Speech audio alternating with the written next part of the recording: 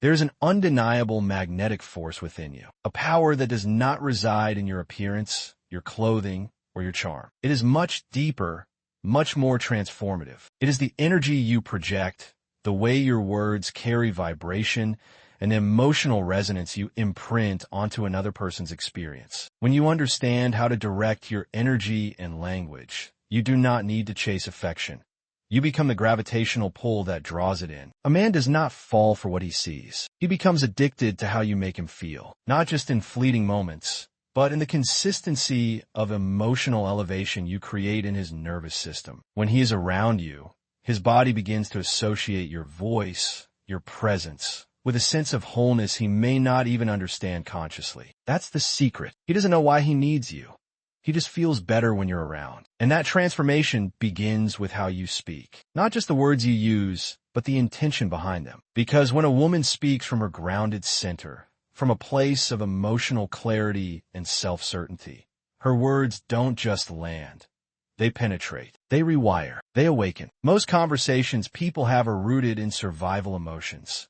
Fear, neediness, insecurity, jealousy. And when you speak from these places, you unintentionally push someone away. But when you rise into elevated states, gratitude, appreciation, joy, curiosity, you shift the entire frequency of your connection. So imagine this. You're not talking to a man to get him to love you. You're speaking to him because you already love yourself so deeply that you don't need anything from him. That's the paradox. When you don't need him, he becomes magnetized to you because you're not reaching out with an empty cup. You're overflowing, and that overflow is irresistible. When he speaks, you listen not to respond, but to feel, to understand, to connect. You look past his words into the energy behind them. You become the observer of his emotional state, and you meet him there, not to fix him, but to reflect him. And in that reflection, he feels seen. He feels safe, and safety is the foundation of addiction. You begin to speak in a rhythm that soothes his nervous system. Not rushed, not pressured, but present. You ask questions not to interrogate,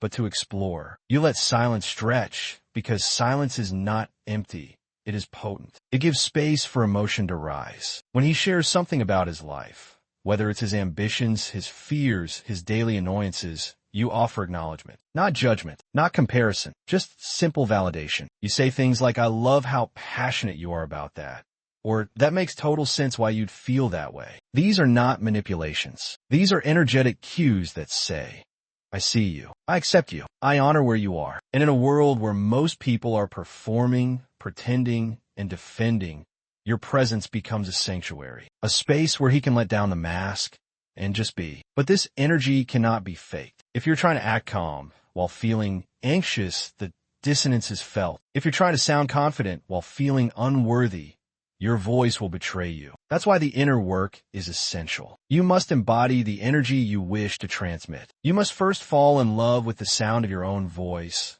the presence of your own soul, the depth of your own emotions. When you do, your communication becomes a transmission. Your words stop being just sounds. They become sensations, and he begins to crave them like oxygen. Because in a world that is constantly rushing, constantly performing, constantly taking, your presence is a breath of stillness. Your voice is a grounding frequency. And over time, he realizes that no one makes him feel this way. You're not trying to be agreeable. You're being authentic. You're not trying to be nice. You're being kind with boundaries. You're not trying to keep the peace at your own expense.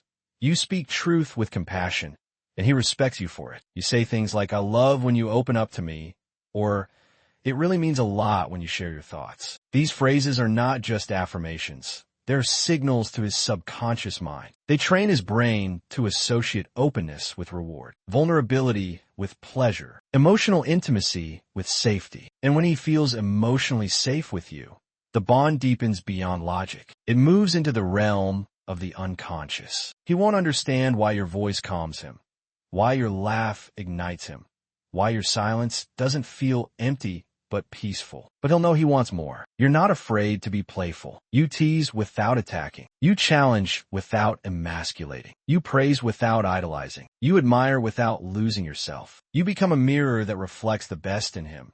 Not because you need him to be better, but because you already see the greatness within him. And here's the secret.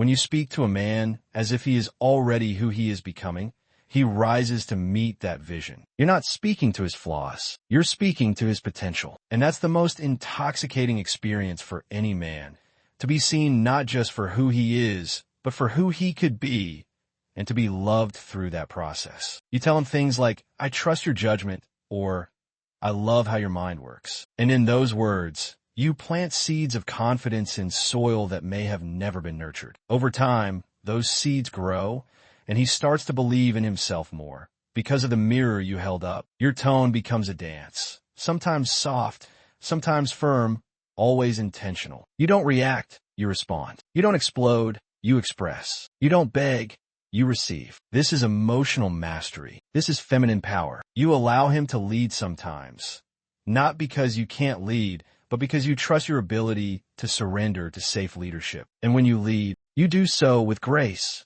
not domination. That balance, that fluidity, that intuitive flow, it is irresistible. And when conflict arises, because it always will, you approach it not as an enemy to be defeated, but as a doorway to deeper intimacy. You say things like, "Help me understand how you're feeling," or "I know this is hard, but I'm here with you." You take ownership of your emotions without projecting blame. You regulate your own nervous system so you don't add fuel to the fire. That emotional self-regulation is a superpower. When he sees that you can remain centered during chaos, you become his anchor, his home, the calm in his storm. And that calm becomes an addiction. You're not afraid of silence. You don't fill every space with noise. You understand that intimacy is not built in words alone, but in presence, in the way you look at him, in the way you breathe when he enters the room, in the way your energy greets him before your words do. And because your communication comes from alignment, not fear,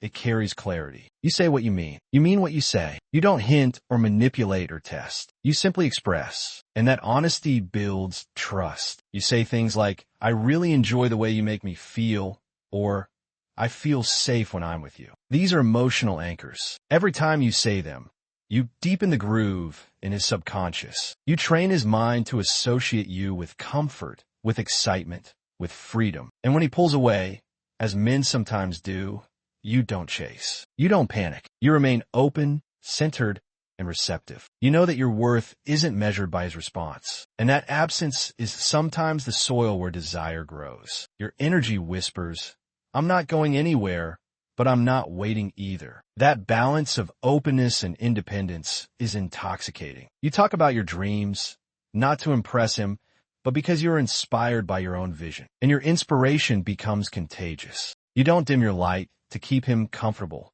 You shine and let him choose whether he's ready to stand beside you. When you compliment him, it's not flattery, it's truth. You speak to what's real. "I admire your resilience. I love how thoughtful you are. You inspire me." These words don't inflate his ego.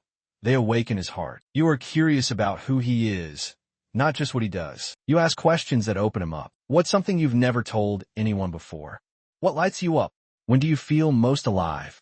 And then you listen, truly listen, not to respond, but to connect. You absorb his essence. And in doing so, you invite him into deeper layers of himself. This is the art of sacred communication. This is how you speak not just to his mind, but to his soul. Because you're not here to impress. You're here to express. You're not here to convince him to love you. You're here to embody love so fully that he realizes he's already home. And that, more than anything, is what makes a man addicted. Not the performance, not the pretense, but the profound, unshakable peace of being in the presence of a woman who knows who she is, speaks from that truth, and holds space for love to grow.